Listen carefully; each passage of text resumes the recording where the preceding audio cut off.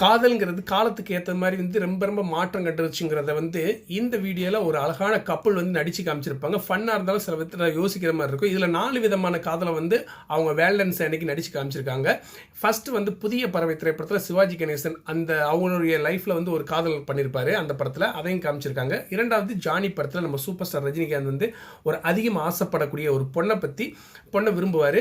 அந்த இதுவும் ஃபன்னாக சொல்லியிருக்காங்க. இதில் 3, 4 அவங்க ஆக்ட் பண்ண அந்த காதல் தாங்க சூப்பர் ஹைலைட். அதாவது எப்படின்னா, போன வருஷத்தில் கரிஷ்மாங்கிற ஒரு பொண்ணு தான் விரும்பின ஒரு காதலனையே வந்துட்டு கூல்ட்ரிங்க்ஸில் விச வச்சு கொண்ட விஷயத்தை அழகாக ஃபன்னாக யோசிக்கிற மாதிரி சொல்லியிருப்பாங்க. 4வது தான் விரும்பின ஒரு பொண்ணை கல்யாணம் பண்ணதுக்கப்புறம் சந்தேகத்தின் அடிப்படையில் வெட்டி ப்ரெஷர் குக்கர்லேயே வச்சு அவிச்சு நாய்க்கோ யாருக்கோ போட்ட மாதிரி ஒரு சம்பவம் நடந்துச்சு இந்தியாவில் தான்.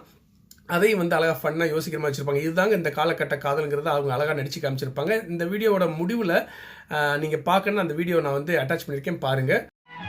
அன்பே கோகிலா, இந்த காதல் தினத்திற்கு இந்த தந்தால் எழுதிய காதல் கடிதம். கோபால்,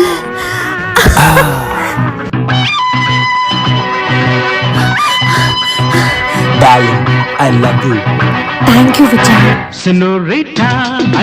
இன்னைக்கு நம்மளோட ஃபர்ஸ்ட் வேலண்டைன்ஸ் டே. என்ன gift கொண்டு வந்திருக்க எனக்கு? உங்களுக்காக நானும் கொண்டு வந்திருக்கேன். என்னது இது? இது ஒரு சொட்டு விடாம நீ சாப்பிடணும் சேட்டா. அப்படியா? குடு. குடிக்கு சேட்டா. என்ன கசப்பா இருக்கு? அது அங்க சேட்டா. அப்படியா? குடிக்கு சேட்டா. என்ன தொண்டை கவ்வுது? கொஞ்ச நேரத்துல புரிஞ்சிடும். ஹாப்பி வேலண்டைன்ஸ் டே. ஏய், இது என்ன குக்கரா? ஆமா. அப்பப்பா இவ்ளோ பெருசா இருக்கே, ஒரு ஆளே உள்ள போய்டும் போல இருக்கே. சைஸ் பார்த்து தானே வாங்கியிருக்கேன். எப்படியும் எனக்கு யூஸ் ஆகும். கண்டிப்பா. அட உண்மை காதலே இல்ல சித்தப்பு, இங்க ஒருத்த சாவுறான் ஆனா ஒருத்த வாடுறான்.